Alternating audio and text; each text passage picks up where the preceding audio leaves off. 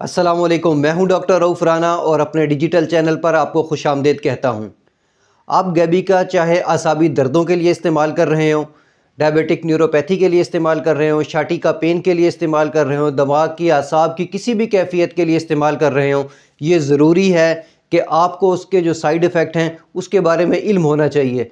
ना कि side effect के बारे में इल्म होना चाहिए, बल्कि उस साइड इफ़ेक्ट से बचा कैसे जा सकता है, अगर कोई साइड इफ़ेक्ट ज़ाहिर हो जाए तो क्या करना चाहिए। इन तमाम मालूमात का इल्म होना हर उस बंदे के लिए ज़रूरी है जो किसी भी दवा का इस्तेमाल कर रहा है। आज बात कर रहे हैं हम गैबिका की।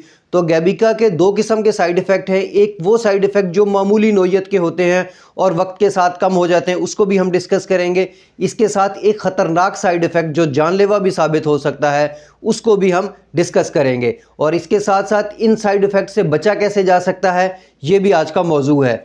गैबिका जो लोग इस्तेमाल कर रहे हैं या जो लोग इसको अभी स्टार्ट ही शुरू कर रहे होते हैं, तो उनको कुछ साइड इफ़ेक्ट ज़ाहिर होते हैं जो कि मामूली नौइयत के हैं, जैसे कि दिल घबराना, मतली की कैफियत होना, खाना हज़म ना होना। ये इसके आम तौर पर साइड इफ़ेक्ट हैं। लेकिन वक्त के साथ साथ ये किस्म के साइड इफ़ेक्ट जो हैं आहिस्ता आहिस्ता कम होना शुरू हो जाते हैं।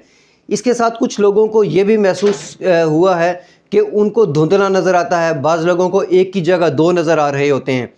इस कंडीशन में फ़ौरन अपने डॉक्टर से रब्ता करना चाहिए। अगर ये कंडीशन काफ़ी देर तक रहती है तो डॉक्टर या आपका फार्मासिस्ट आपकी डोज़ को एडजस्ट कर देगा और आपकी डोज़ को कम कर देगा। इस तरह ये साइड इफ़ेक्ट कम हो जाता है। बहुत सारे लोगों को सर चकनाना, गुनूदगी की कैफियत होना, ये अक्सर ज़ाहिर होता है। ऐसे मरीज़ों को हम वो कहते हैं कि आप इस दवा का इस्तेमाल रात के वक्त करें।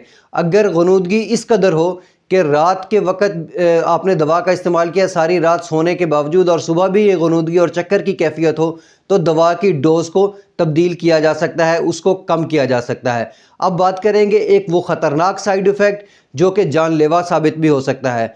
गैबिका का एक ख़तरनाक साइड इफ़ेक्ट ये है कि इससे सांस घुटता है, सांस की जो है तंगी पैदा होना शुरू होती है और ये सांस घुटना इस कदर हो जाता है कि मरीज़ की जान भी जा सकती है।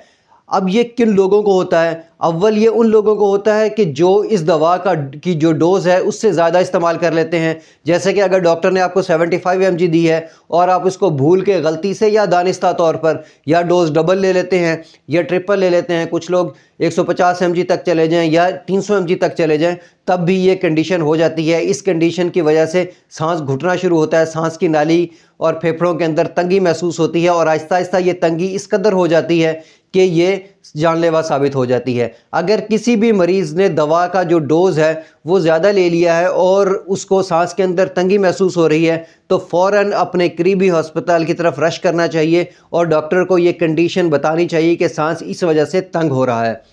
ऐसे मरीज़ जो इस दवा के साथ, गैबिका के साथ किसी और दवा का इस्तेमाल करते हैं, जैसे कि ख्वाब आवर अद्वियात, एल्प का इस्तेमाल कर रहे हो, लेक्सोटानिल का इस्तेमाल कर रहे हो, उनमें भी ये देखा गया है कि उनके सांस की तंगी भी महसूस की गई है। अगर आप इस दवा का इस्तेमाल कर रहे हैं तो फ़ौरन अपने डॉक्टर को से रब्ता करें या अपने फार्मासिस्ट से रब्ता करें कि आप एल्प गोली, लेक्सोटानिल गोली या इस किस्म की दूसरी ख्वाब आवर, नींद आवर अद्वियात का इस्तेमाल कर रहे हैं ताकि डॉक्टर आपकी इस दवा को एडजस्ट कर सके।